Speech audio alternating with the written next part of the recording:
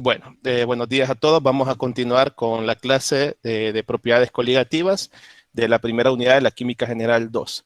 Si ustedes se recordarán, el día de ayer vimos la tercera propiedad coligativa, que era el descenso crioscópico. Así que hasta el momento hemos evaluado 3 de las 4 propiedades coligativas. Hemos visto el descenso en la presión de vapor, hemos visto el ascenso ebullioscópico y hemos visto el descenso crioscópico. Bueno, este gráfico muestra de forma resumida el efecto que tiene el agregado de ese soluto no electrolito, no volátil, a el líquido puro para formar la solución. Si ustedes se recordarán, habíamos dicho que este gráfico representa el punto triple del agua y es del gráfico que hemos venido hablando en las clases anteriores, donde tenemos que la gráfica negra representa el solvente puro y esta gráfica en color rojo representa la solución. Y lo primero que evaluamos o que vimos en las primeras clases era cómo el agregado de este soluto no electrolito no volátil provocaba una disminución en la presión de vapor de ese solvente en la solución. Como lo veíamos, nosotros lo que podíamos ver era que a cualquier temperatura que seleccionáramos, si trazábamos una línea recta, podíamos ver que antes de tocar la gráfica del solvente puro, se tocaba la gráfica de la solución. Y cuando trazábamos una línea horizontal, podíamos ver que había un delta de presión, es decir, una diferencia de presión entre la presión que tendría a esa temperatura el líquido puro y la que tendría a esa temperatura la solución. Entonces, este delta de presión era una disminución en la presión de vapor. Y como consecuencia de esa disminución en la presión de vapor, también la temperatura de ebullición del solvente en la solución se veía afectado. ¿Cómo se afectaba? Pues ese solvente sufría un aumento en su temperatura de ebullición, o sea, un aumento ebullioscópico, lo cual lo veíamos en este gráfico. Por ejemplo, decíamos que si este gráfico representara el punto triple del agua, este punto que vemos acá, que dice que es la temperatura de ebullición del líquido puro, es decir, del agua pura, sería 100 grados Celsius. Si trazamos una línea recta, vemos que a 100 grados Celsius la presión de vapor de ese líquido puro iguala a la presión atmosférica. Es decir, que 100 grados Celsius es la temperatura normal de ebullición. Bueno, ahora, si a ese líquido puro yo le agrego un soluto no electrolito no volátil, vemos que esa temperatura cambia. Ahora yo veo a 760 grados, veo que la temperatura que va a presentar esa solución, si vemos esta tendencia que tenemos acá, ha variado. ¿Cuál ha sido esa variación? Ha sido un aumento. Es decir, que la temperatura de ebullición de la solución respecto a la del líquido puro ha aumentado. ¿Alguien quería preguntar algo? ¿No? Y entonces lo que observábamos aquí era un delta de temperatura de ebullición. Este delta de temperatura de ebullición era un aumento ebullioscópico, porque la temperatura de ebullición de la solución era mayor que la temperatura de ebullición del líquido puro. Y se recuerdan que decíamos que esa temperatura de ebullición aumentaba porque la presión de vapor de esa solución o del solvente en esa solución había sufrido una disminución. Y por definición, la temperatura de ebullición normal es cuando se alcanza una presión o cuando se iguala la presión atmosférica, es decir, cuando la presión de vapor de ese solvente en la solución iguala la presión atmosférica, que es 760 milímetros de mercurio para nuestro caso. Y bueno, y la otra propiedad coligativa que habíamos visto era el descenso crioscópico. Y decíamos que en realidad el descenso crioscópico por cambios de presión o la temperatura de congelación de un líquido puro por cambios en la presión sufría variaciones muy pequeñas que prácticamente no eran tan evidentes, digamos, que en realidad este descenso crioscópico se daba ya que había que pasar del estado líquido al estado sólido. El estado líquido, un estado de desorden intermedio, digamos, al estado sólido, que es un estado de máximo orden. Y yo mencionaba en ese momento el término entropía. La entropía del estado líquido es mayor que la entropía del estado sólido, porque en el estado sólido hay mucho orden y la entropía hace referencia al desorden, digamos. Entonces, como había una variación del máximo de orden intermedio al máximo orden, esa variación en el líquido puro era más sencillo, ya que solamente habían moléculas de ese líquido puro. Por el contrario, en la solución, cuando ya yo agrego el, eh, el soluto no electrolito no volátil, lo que sucede es que la entropía aumenta, y como la entropía aumenta, es decir, hay un mayor desorden, es más difícil volver a ordenar ese sistema para que se formen esos cristales. Y por eso que era necesario disminuir aún mucho más la temperatura para que se logre esa congelación del solvente puro en la solución, digamos. Recuerden que se decía que en el caso de el punto de congelación, el líquido o el solvente en la solución solidificaba o llegaba, pasaba al estado sólido como un líquido puro. Y veíamos una figurita que se recordarán esa, donde veíamos que empezaba a solidificar en las paredes del tubo y el soluto empezaba como a acumularse al medio de la solución. Y bueno, entonces este gráfico que tenemos acá me resume esas tres propiedades coligativas y me las relaciona todas con la presión atmosférica y cómo va cambiando cada una de estas propiedades conforme va variando la temperatura y la presión. Bueno, este es el gráfico que les aparece en el libro de la química de Chang. Digamos, el sentido del gráfico es el mismo. Tenemos a una atmósfera de presión, tenemos cómo cambia la temperatura de congelación, es decir, el descenso crioscópico, cómo aparece el ascenso bulloscópico y cómo se relaciona la gráfica con respecto al líquido puro y la gráfica en este caso que está punteado, que me está representando la solución. Y es similar al anterior, solamente les pongo esto porque si ustedes revisan la química de Chang, el gráfico que van a encontrar es este, digamos, pero la explicación es válida como la del anterior. Bien, bueno, ahora lo que corresponde es ver la cuarta propiedad coligativa y la última, digamos, de estas propiedades, que es la propiedad coligativa de presión osmótica. Bien, para empezar a hablar de la presión osmótica, un primer término que vamos a definir es el término de ósmosis. Bueno, la ósmosis no es nada más que el paso selectivo de moléculas del solvente a través de una membrana porosa. Fíjense bien, acá yo quiero que ustedes se graben bien, que es el paso de moléculas exclusivamente del solvente. Solamente están pasando moléculas del solvente. Ese sería el proceso de ósmosis. A través de una membrana, y esta membrana, ¿qué característica tiene? Es que es porosa o semipermeable. De cualquiera de las dos formas se le puede llamar. ¿Y cómo se da ese flujo? Pues ese flujo va desde la solución diluida o desde un líquido puro hacia una solución de mayor concentración. Entonces, ósmosis es el paso selectivo de moléculas del solvente a través de una membrana porosa o semipermeable. Y el flujo de estas moléculas del solvente se da desde una solución diluida o desde un líquido puro hacia una solución de mayor concentración.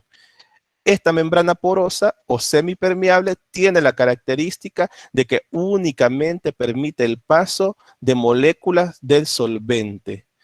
Así que esa es una característica de la membrana semipermeable o porosa, es que únicamente permite el paso de moléculas del solvente.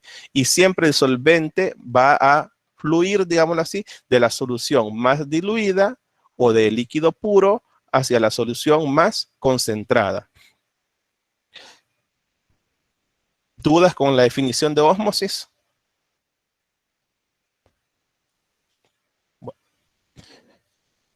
la ósmosis tiene la característica que es un proceso espontáneo, es decir, un proceso que sucede naturalmente, mediante el cual las moléculas del solvente pasan a través de la membrana semipermeable.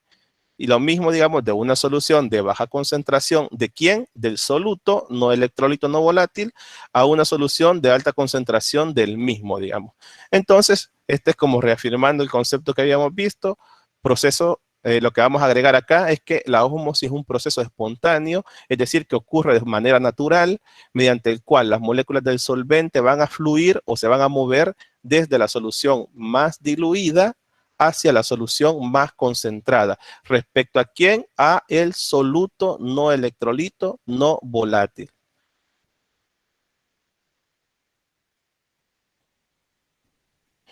Bueno, este señor, Jacobus van Hoff, fue que estudió bastante esta parte de la presión osmótica y él decía, o dentro de sus consideraciones estaba, que las moléculas del soluto en soluciones muy diluidas, se recuerdan que vamos a hablar generalmente de soluciones diluidas cuando hablamos de propiedades coligativas, se comportan como moléculas de un gas. Es decir, que en soluciones que tienen concentraciones de soluto bien bajas, que tienen la característica de ser diluidas, ese soluto se comporta como que fueran moléculas del gas. ¿A qué se refería él? A que había tan poca concentración del soluto que las moléculas tenían como mucha libertad de movimiento, digamos, pues estaban como muy alejadas unas de la otra. Y él lo que hizo fue realizar investigaciones sobre cómo se comportaban estas soluciones diluidas. Y lo que él hizo fue evidenciar ciertas analogías con los gases, introdujo el concepto de la presión osmótica. O sea, el concepto de presión osmótica se la debemos a este señor.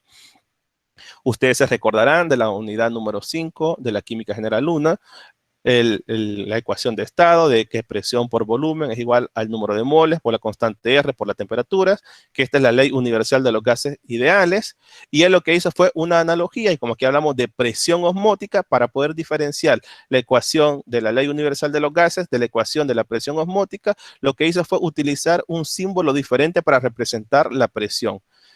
Él utilizó el símbolo de pi para representar la presión osmótica. Entonces vamos a decir que pi por V va a ser igual a nRT.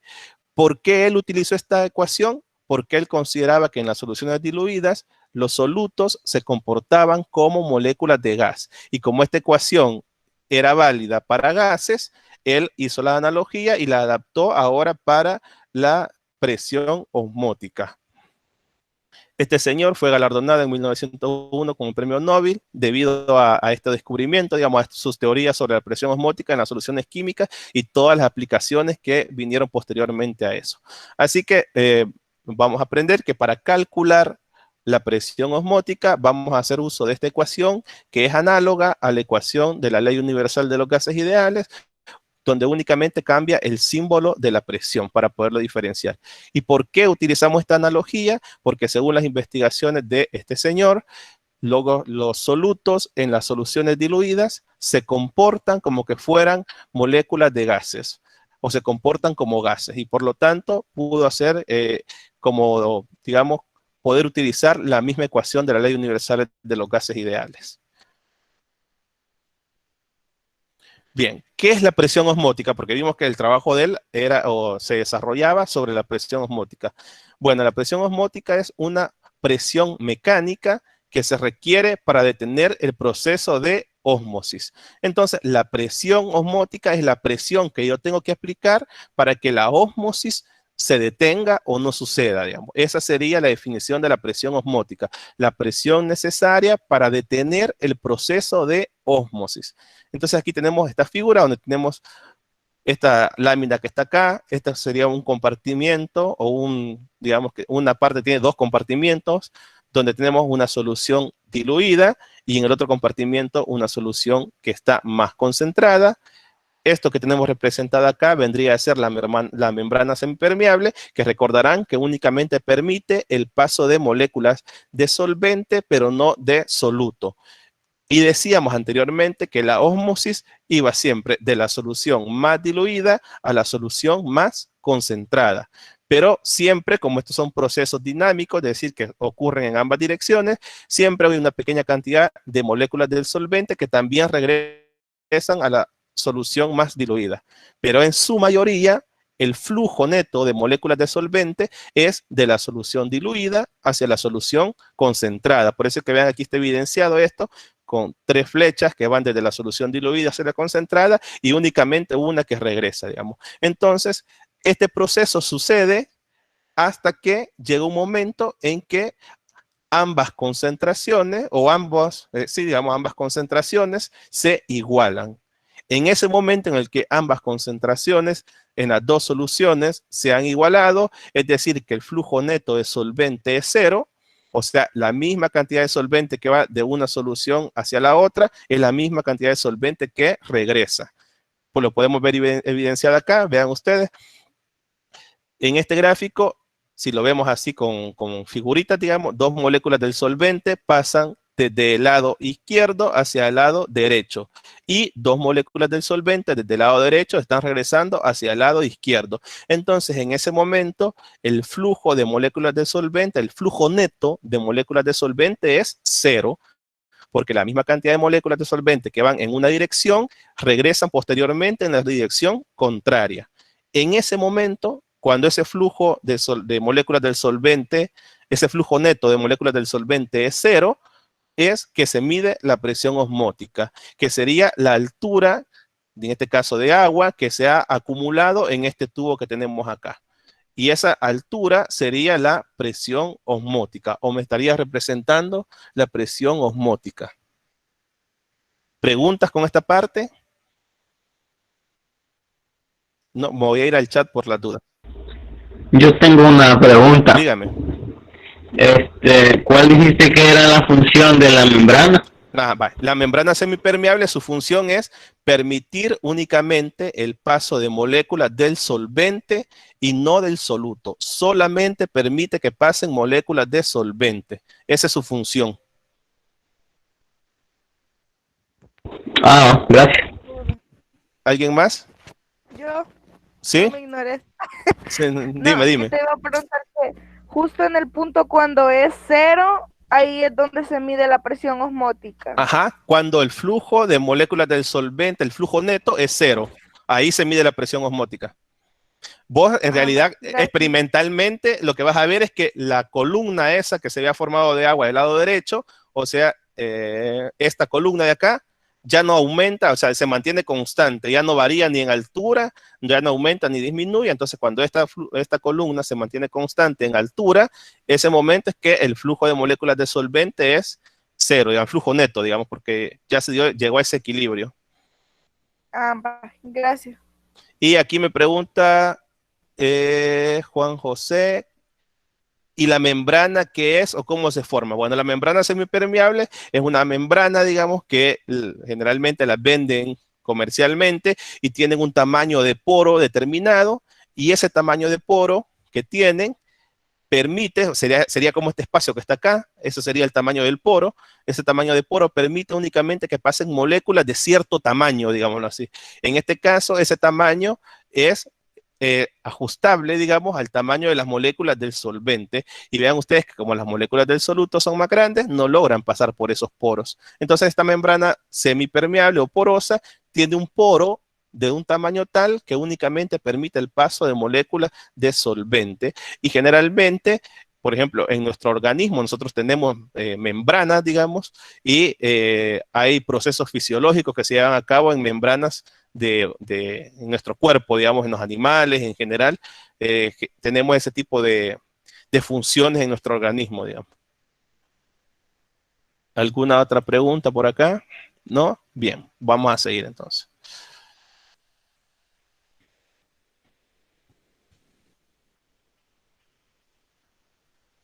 Bien.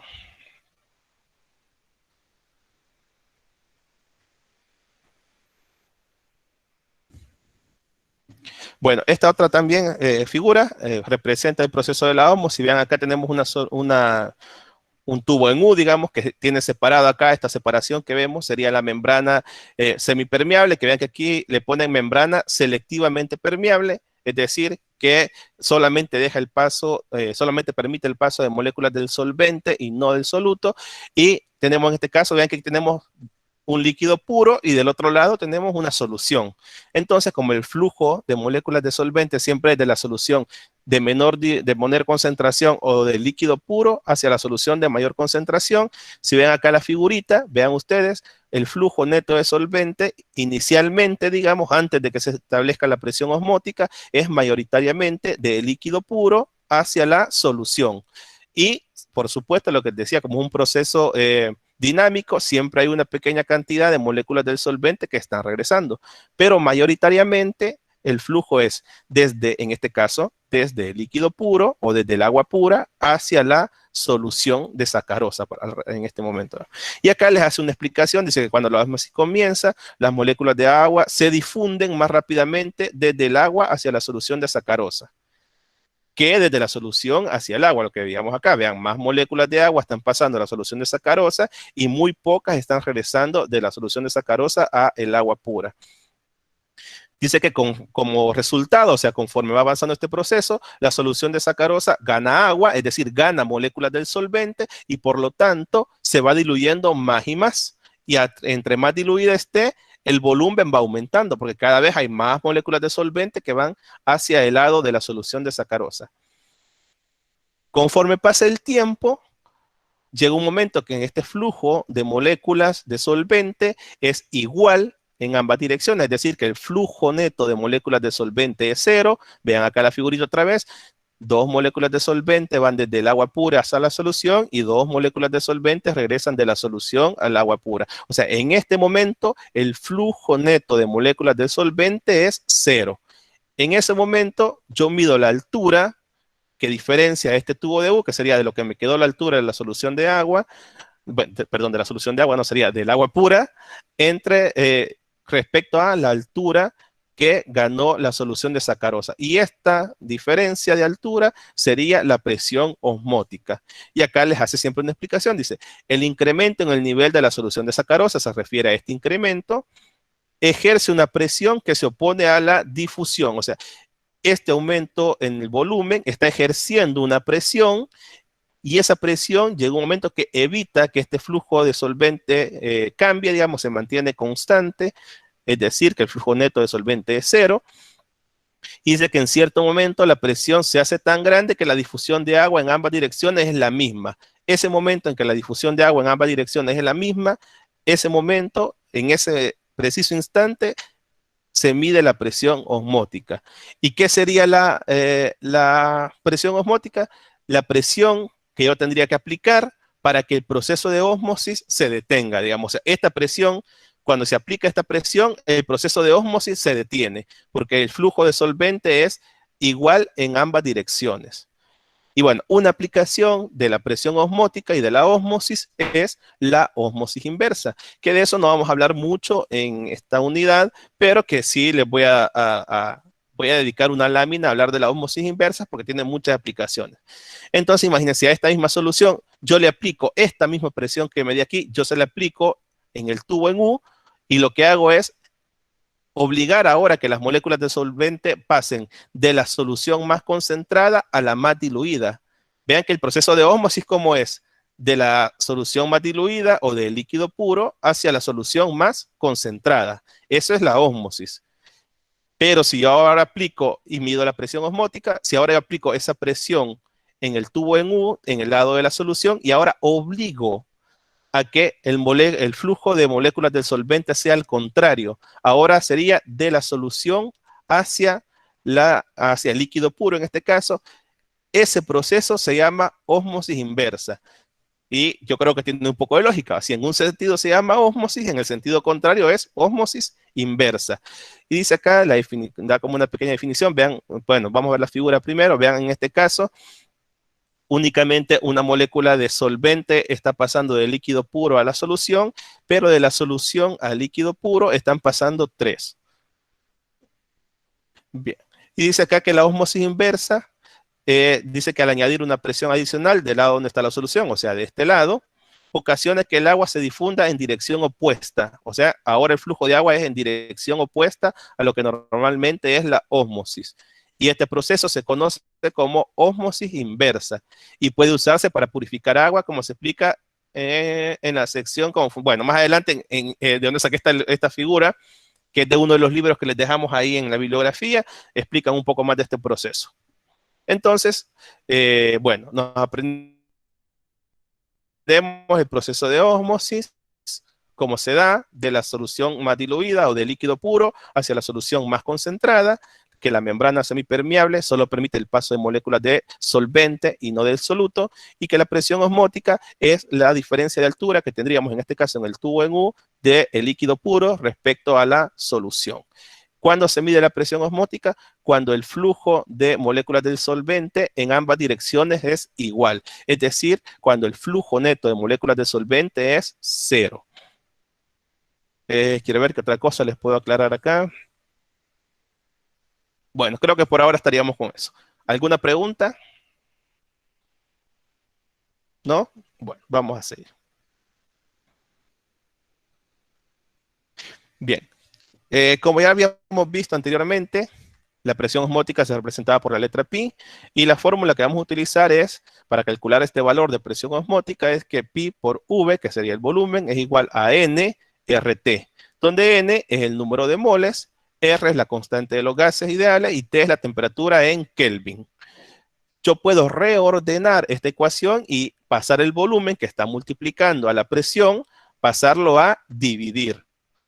Y si ustedes se fijan, si yo mando a dividir el volumen, me queda con una relación moles sobre volumen. Recuérdense que las unidades de estos componentes están determinados por las unidades que tiene la constante R.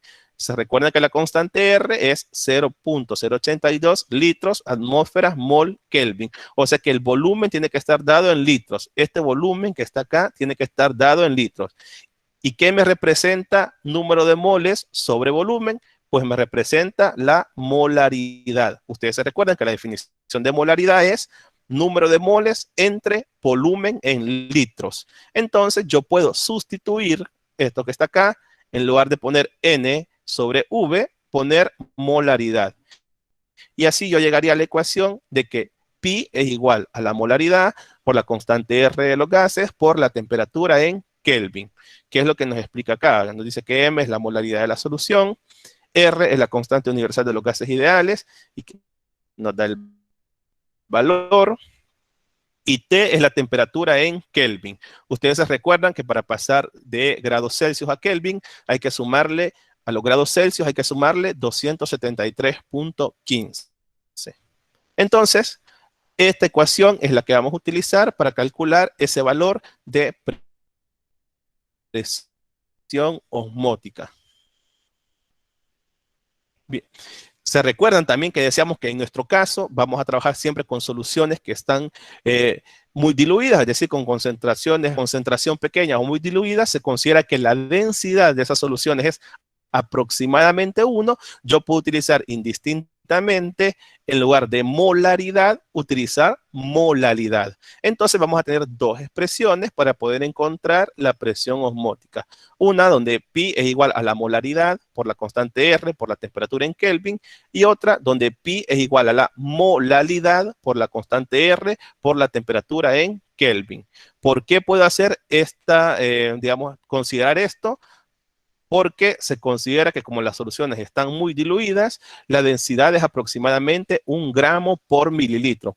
Por supuesto, si en un ejercicio, por ejemplo, me dan una densidad diferente a 1 gramo por 1 mililitro, hay que hacer la conversión de molalidad a normalidad y utilizar esta fórmula. Ya vamos a ver unos ejercicios si hay que hacer algún cambio de ese tipo. Bien, ahí alguien escribió en el chat, me parece, porque me acaba de notificar. Ah, no, alguien está queriendo entrar. Jocelyn me dice, dice que para que se dé el proceso de presión osmótica solamente se puede aplicar por medio de un recipiente en U o no tiene nada que ver. No, si te fijaste que en un ejemplo teníamos un recipiente en U, pero en el otro no era un recipiente en U, eran dos compartimientos con dos tubos laterales, digamos. Yo creo que no es necesario que sea siempre un recipiente en U.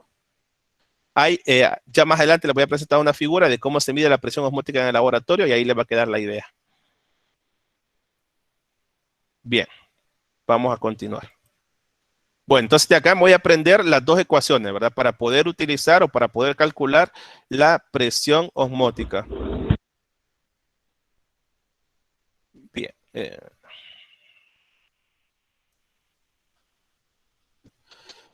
Bueno, y también habíamos dicho que la presión osmótica, o dijimos en general que todas las propiedades coligativas que hemos estudiado dependen únicamente del número de partículas o de la cantidad de soluto y no del tipo de este. Por lo tanto, es una propiedad, la presión osmótica se considera una propiedad coligativa. Y además, según la ecuación de la presión osmótica, según esta ecuación, cualquiera de las dos, esta tiene una relación directa con la concentración, molalidad o molaridad, y con la temperatura. Es decir, la presión osmótica es directamente proporcional a la molaridad. pero también la presión osmótica es directamente proporcional a la temperatura. ¿Qué quiere decir que sea directamente proporcional? A mayor concentración, mayor presión osmótica. A mayor temperatura, mayor presión osmótica, porque son variables que son directamente proporcionales. Si una aumenta, la otra también va a aumentar. Igual acá, ¿verdad? La presión osmótica es directamente proporcional a la concentración en molalidad. Bien, en el laboratorio, si lo pudiéramos hacer, ¿cómo se mediría la presión osmótica experimentalmente? Bueno, en el laboratorio se hace este tipo de experimento. Vean que ya no es un tubo en U en este caso. Tenemos un soporte metálico, una pinza, tenemos esta varilla que se llama tubo de Cardo, que es una varilla de vidrio hueca, y se tiene dentro del tubo de Cardo una solución de sacarosa o de azúcar. Y en el otro extremo del tubo de Cardo, esto sería, si esto tuviese, digamos, no tuviera membrana acá, sería como un embudo con un vástago bien largo, digamos. Sería este el embudo y todo esto el vástago largo. Entonces lo que se hace es que en la parte del embudo, digamos, en la parte más ancha, se coloca, en este caso dice aquí una cinta de caucho, pero puede ser cualquier tipo de papel celofán, también se suele utilizar como membrana semipermeable, y lo que se hace es que este vaso de precipitado tiene agua, en este caso tiene un líquido puro, está la membrana, se sumerge el tubo de Cardo con la membrana en esa agua pura y se deja pasar cierto tiempo, digamos, y cuando pasa ese tiempo, se ve y se mide la diferencia en las alturas de la solución, es decir, la altura inicial y luego la altura final. Y esa diferencia de alturas sería la presión osmótica. Entonces acá, si se cumple la definición de presión osmótica, vamos a observar que el flujo de moléculas de solvente va a ir de líquido puro hacia la solución. Y como el flujo de moléculas de solvente de líquido puro hacia la solución, la altura de la solución en este tubo de Cardo al final es más alto. Y esa diferencia de altura entre el nivel inicial y el nivel final sería la presión osmótica. Y acá me hacen un par de aclaraciones. Dice que las moléculas de agua entran a través de la membrana permeable. Dice que algunas moléculas de agua salen de la solución, como ya lo vimos, un proceso dinámico. Y las moléculas de azúcar, en este caso sería sacarosa, no pueden pasar a través de la membrana porque ya les dijimos que la membrana semipermeable tiene un tamaño de poro que solo permite el paso de moléculas de solvente. Y este nivel que tenemos acá dice que sería el nivel de la solución después de la ósmosis. O sea, la ósmosis ocurre cuando las moléculas del solvente pasan a la solución y cuando ese proceso de ósmosis se detiene, es decir, cuando el flujo neto de moléculas del solvente es cero, esta altura en el tubo sería la presión osmótica. Eso sería si lo hiciéramos en el laboratorio. Bien. ¿Preguntas hasta acá? ¿Alguna duda? Bueno, ahora vamos a aprender un poco acerca de cómo clasificar las soluciones en base a su tonicidad. Cuando hablamos de tonicidad, vamos a hablar prácticamente de concentración. Y también lo vamos a relacionar con su presión osmótica. Porque recuérdense que la concentración es directamente proporcional a la presión osmótica. A mayor concentración, mayor presión osmótica. Entonces, cuando yo digo clasificación de las soluciones en base a su tonicidad, es análogo a decir clasificación de las soluciones en base a su presión osmótica. Y vamos a ver esta figura que tenemos acá. Vean, en esta figura yo tengo una solución A, una solución B, una membrana semipermeable que está dividiendo o separando ambas soluciones. Si yo en esta membrana semipermeable me va a permitir, según la definición, el paso únicamente de moléculas de solvente y no del soluto. Pero vean qué sucede en este caso. En este caso, ambas concentraciones de la solución A y de la solución B son iguales, 0.1 molar, 0.1 molar. Entonces, en este caso, ¿se va a dar el proceso de ósmosis o no se va a dar el proceso de ósmosis? ¿Qué opinan ustedes? ¿Qué creen ustedes? ¿Se va a dar o no el proceso de ósmosis? Considerando que ambas concentraciones son iguales. Ajá. No escucho. Está saturado, creo yo, el audio de la computadora. Bueno, en este caso, como ambas concentraciones son iguales, podemos decir que la definición de ósmosis no se estaría cumpliendo, digamos, porque siempre el flujo de solvente es de la solución más diluida a la solución más concentrada. En este caso, como ambas soluciones tienen la misma concentración, lo que va a suceder es que la misma cantidad de moléculas de solvente que pasen hacia un lado van a regresar hacia el otro, porque ambas soluciones tienen la misma concentración. Entonces, como las soluciones tienen la misma concentración, en base a su concentración se puede decir que estas soluciones son isotónicas. Iso significa igual y tónica significa concentración. Es decir, que si son isotónicas, estoy diciendo que tienen la misma concentración. Entonces yo voy a decir que la solución A es isotónica con la solución B o viceversa, que la solución B es isotónica con la solución A.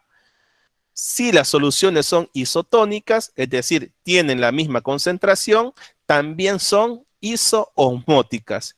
¿Qué significa que sean isoosmóticas? Que tienen la misma presión osmótica. Entonces, una solución isotónica respecto a otra también es isoosmótica.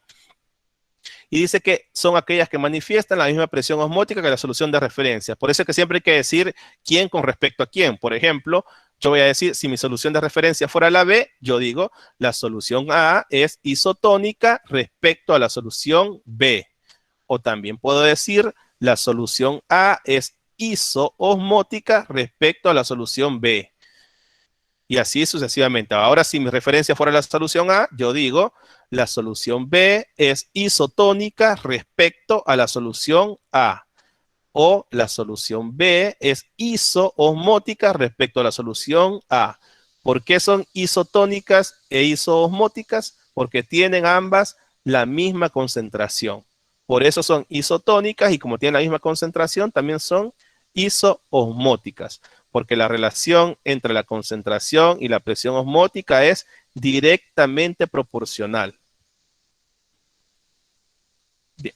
Y el otro caso que podemos encontrar es ese que está acá, donde yo tengo una solución A, una solución B, una membrana semipermeable, pero en este caso vean que las soluciones tienen diferente concentración. La solución A es 0.02 molar y la solución B es 0.01 molar.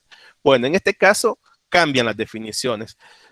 En este caso vamos a aprender a definir o vamos a definir las soluciones hipotónicas, que si son hipotónicas también son hipoosmóticas, y me dice que estas son aquellas que manifiestan menor presión osmótica que la solución de referencia. Entonces, hipo significa menor.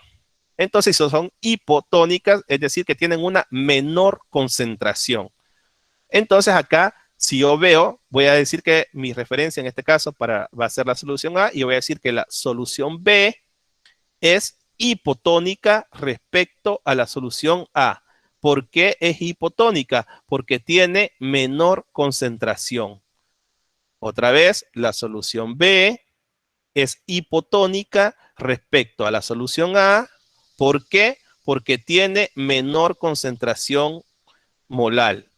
Y si es hipotónica, también es hipoosmótica. Ahora vamos a aprender la otra definición, las soluciones hipertónicas o hiperosmóticas. Dice que son aquellas que manifiestan mayor presión osmótica que la solución de referencia. Ahora yo voy a decir, por ejemplo, para este caso, que la solución A es hipertónica respecto a la solución B. ¿Por qué es hipertónica? Porque tiene mayor concentración. Por eso sería hipertónica. Y si la solución A es hipertónica, también es hiperosmótica. ¿Por qué? Porque debido a que tiene mayor concentración, también tiene mayor presión osmótica. Porque la relación entre la presión osmótica y la concentración es directamente proporcional.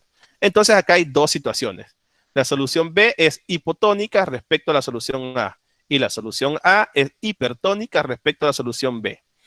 Si en este caso o en esta figura yo les pregunto a ustedes cómo sería el flujo neto de moléculas de solvente, lo que ustedes me tendrían que decir es que según la definición de la ósmosis, el flujo de moléculas de solvente sería de la solución más diluida a la solución más concentrada. Entonces, en este caso, el flujo de moléculas de solvente tendría que ir en esta dirección, digamos. de la solución más diluida a la solución más concentrada. Así se daría el flujo de moléculas de solvente. Igual ustedes saben que siempre va a haber una pequeña cantidad que se regresa, digamos.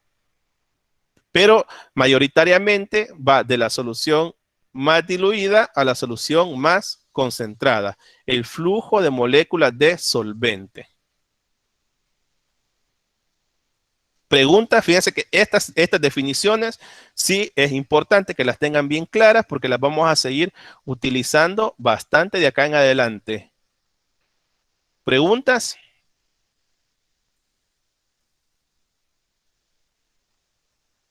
Dice, no. Y dice Rafa, ¿y si la solución B fuera 0.02? En este caso, Rafa, si la solución B también fuera 0.02, sería este mismo caso, ¿no?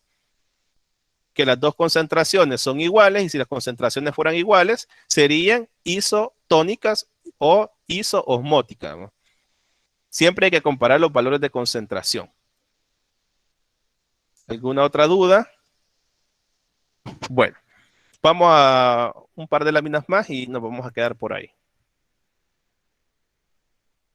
Bien.